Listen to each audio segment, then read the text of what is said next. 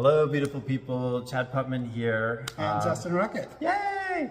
Here with Justin Rocket, my mentor, my Tantra mentor. And so when I was first looking to come to the Tampa, St. Pete area, I Googled and I found him. And he's been an incredible blessing and presence in my life ever since I've gotten here back in March. It's almost been a whole year that we've connected. And time flies. Yeah, right, for real. So wanted to do this second episode in my series, Sex Positive, with my Tantra mentor. And so there's a lot of opportunity here for him and I to get into a conversation, to talk a little bit about Tantra, but I really like to start out with just giving him an opportunity to talk about how did he even get introduced and find Tantra in his life. So go ahead, Seth. Yeah, it's definitely been a journey. I started off as a physical therapist, and I was always really good with anatomy and having a connection to my body. I was also a dancer prior to going into PT. And I went to a school that was very heavily manually therapy based. And with that, I decided, you know what, I want to seek out to be a little bit more well versed in massage, and thought this would be a great way to bring in a second income as well. So I went to massage school. This was probably about, I don't know, 22 years ago. Oh, wow. And, you know, there's so many different modalities of massage, soft tissue and deep tissue and neuromuscular and Reiki. I'm also a Reiki master, so that's less of the physical, contractile properties, but more the ethereal and moving energy and clearing energy. So with going into massage, we start to learn a little bit about the chakras, not too much, but the energetic aspects of who we are as humans, not just this physical body. And yoga was kind of this other pillar that came in where, as I mentioned, I was a dancer, and there's not too many opportunities as an adult male to continue dancing unless I'm dancing in my family room or something. And there's a style of yoga called vinyasa. It's very flowy-like, and one of my friends, after going to a couple of her yoga classes, was like, you know what, I think you might be really good at being a yoga teacher with your dance background and knowing anatomy. So I started going to a yoga teacher training, and from there, it kind of led me to seeking out different retreats and men's retreats. And I went to a Costa Rica body electric workshop where it was naked yoga and Tantra facilitation. So that was my great awakening at that particular event. That point changed my life. I kind of have a visceral reaction whenever I even start to talk about it, because after that event with 25 other guys, where we were just really having an opportunity to sit with one another and talk about like what are our life stories and stories that don't serve us, and having opportunities to connect without judgment, and looking at desire and pleasure as not something that needs to be suppressed, but how can we do it in a loving way? It's not masturbation, but it's love making to ourselves, right? Sure. So yeah, that's kind of where, and then at some point, after so many books of reading on Tantra and workshops and retreats and going to different certifications, I decided, you know what, I want to bring this to Tampa and invite other students to come in and kind of learn some of these different principles, because it's really affected my life in a positive way. So much healing there, really. Yeah, personally healing. There must be something about Costa Rica too, because that was like the place where I went and did some work with Daddy Guru in Costa Rica and got introduced to Tantra and that whole world, and it really inspired my work. And then making the plan to move to this area and finding you, and so thank you for being bold and courageous and stepping into your power and the space of Tantra and the work that you do. Because if you hadn't put yourself out there, I wouldn't have been able to connect with you. And I too, like, we just wrapped up one of your weekly naked yoga sessions, right, that you do, and it's not just yoga, it's a spiritual experience. There's a meditation that's involved, there's a connection with self, spirit, and then even today, you know, I loved how you brought in the connection with the pairing up at the end of it. Was really cool. So, and I think, you know, you even mentioned during the course of the session today that one of the principles, right, you talked about one of the principles of Tantra. So I wonder, you know, just a little sidebar question around this idea of, you know, when you think of yoga and then you think of Tantra, like what are some principles of Tantra that aren't necessarily found in yoga, or how do they? Yeah, so there's a lot of similarities between yoga and Tantra. There's actually a Tantra yoga lineage where the focus is on just meditation and bringing awareness to the different chakras to balance them, to open them up, as well as using hand mudras of Shiva and Shakti to connect to the giver and the receiver, to embody that within your body. With Tantra, the Tantra classes that I teach, they tend to be more, it's called neo-tantra, so, or urban tantra is the other word that you'll see. It's more about using desire and using pleasure as a way to access that life force energy that comes from our second chakra. That's our creative source.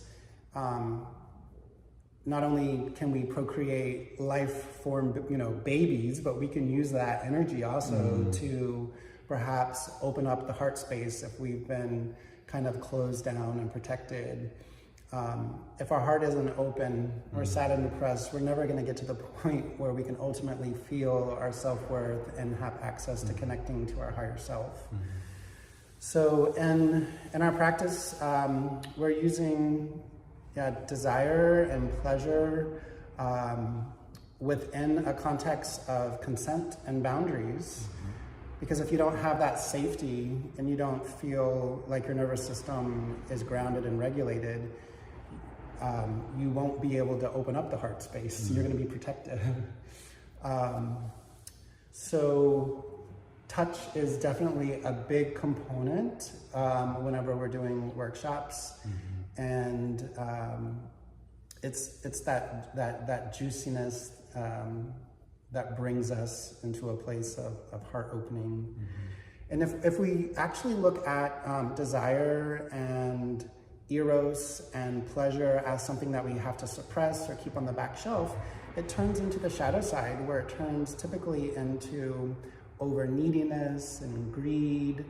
And then we tend to kind of do things that are not so pretty. So it's better to actually be aware of these things that we're desiring, and as long as it's in a consensual context, is then you can act on it with breath and life force and grace. The word sacredness is what comes back to me again and again whenever we're doing, being in a tantra space or a ritual. So it's about really being in a place of reverence, and I like to think of my body as an object that I would place on an altar. And the altar, our life is the metaphor for the altar. So how I interact with other people and the relationships that I have with music and with dance and with pleasure, it's all about really allowing myself to kind of merge in and dissolve who I think I am, all of my stories, to become one with that dinner that I'm eating, or that chocolate bar, or the flower that I'm smelling. Or the person that you're working on or engaged in. Absolutely. The blending there, yeah. So, you know, I heard a lot of different things, and, you know, in relation to kind of the differences between yoga and tantra, and you really getting into the chakras, right? And opening up those chakras you talked about, and for me to learn more about what that is in my education with you and in my personal exploration of tantra, to see how you know, with the different chakras that we have, how we have closed them up, right? And how by engaging in tantra and working with somebody who is practiced in this, we begin to see that, you know, my throat chakra has been closed, right? And now I'm finding my voice, right? Or my heart chakra, and I was closed down to relationships and new experiences and things like that, right? So it's, you know, whether it's yoga or engaging in massage, by also incorporating the chakras. And I remember the first time that I, you know, had a full session with you, and we did the tantra massage and all of that, like just you walking me through opening up my chakras, and how it became a spiritual experience in a way, right? It's, you know, we can all go and schedule, you know, a deep tissue massage at the local whatever, which is fantastic and wonderful. But when incorporated with Tantra and the practices and the principles, it becomes a spiritual practice, and it opens up in things that you didn't know were closed, right? And it really kind of helps manifest in different ways. So, you know, I just wanted to talk a little bit about how Tantra has impacted you on your, like on a personal level, and maybe even in your professional work. Yeah, so one of my traumas or neediness as a young boy was, like, I had a very loving family. There was so much love and there was a lot of touch, which has actually brought me to where I am now, feeling accessible to feeling safe with touch. But whenever I knew that I liked boys, I knew that it was different. And from that point, you know, with society back in the 80s saying like, oh, this isn't right, or this isn't normal, and me feeling being less than or not masculine, I kind of closed down a lot. You know, I was the boy who wanted to dance with my sister's leg warmers on, and I would actually do it, like hiding in my bedroom and shutting the door and doing it, and just like having a good time, dancing to the song Flashdance. But then also like wanting to be a part of the whole, the group of guys that would go out and play football, but just like not having that skill and not feeling comfortable and interacting with them. I always had more friends that were females than boys growing up. So I felt like I always needed validation, even as an adult, where whatever I did, like I wanted to feel worthy, and I wanted other people to see like, oh, did you see how good that I did this or that? All the way from like working in an outpatient physical therapy clinic and wanting my boss or manager to see how good that the patient outcome was, which is crazy, to a lot of times just, you know, wanting to be validated, going to a party and somebody saying, oh, like, you look great, you've gained muscle, or your biceps look so great, you're wearing a sleeveless shirt or whatever. And I feel like now I've come to terms with just really accepting who I am, and there may be months where my belly is more bloated, or I'm not looking as what I think is the way that I should be looking. And there's this self-acceptance and me not trying to overdo something. That's inauthentic. And when you're in a place of inauthenticity, you're spending so much energy trying to get approval of other people. And it creates a disconnect with spirit. Frying out. So I feel now that I'm more spiritual. I never was like, we went to church very little bit whenever I was younger, and I never really felt a connection to God. And now I know he's not somebody with a beard and a cloak and somebody upstairs. Like, to me, God is this ebb and flow of a beginning and the sustenance and the maintenance and the ending of things, and this kind of flow in our life. So there's been a real surrender to that, and with that there's been a lot of grace and ease, and When I am able to live in a grounded place, I'm not so anxious. So. Awesome, beautiful. No, that was beautiful. And thank you for being vulnerable and Yeah. sharing that with us and, on this cast. What I heard is, there's your path of Tantra and the work that you've done has also encouraged and taught you how to love yourself in a way that you weren't able to love yourself before, right? And so to be able to love yourself and then also be able to let go of all of this stuff, right? All the things that we think bring us joy and satisfaction, and finding recognition that no, it's actually this joy and love in just being, right? Being. Like today, when we did our yoga session, you gave us permission to just be, right? To let go of all of it. And even with the nudity, right? To let go of our designer jeans, our fancy shoes, and our fancy car that we drove in, right? Come be present. We're all here in this together, and it's beautiful. So thank you for sharing that. We're running short on time, so I want to jump ahead to our last piece, which is to talk about the shared Tantra massages. You've been doing this for how long? I think maybe 8 or 9 years. Oh my goodness, wow. So I'm brand new to this, right? But I've had an opportunity to help facilitate a couple activities in the last couple of workshops that he's hosted. But can you kind of talk about like the impetus of like why have a shared Tantra men's workshop? Yeah, I think, we're all wanting to feel a sense of belonging, and we're wanting to be seen and heard. And as we get older as men, there isn't that capacity to receive touch. Usually it comes from just hugs or handshakes, or it's a hug like this. Right. So it's a way to gain some skill with touch.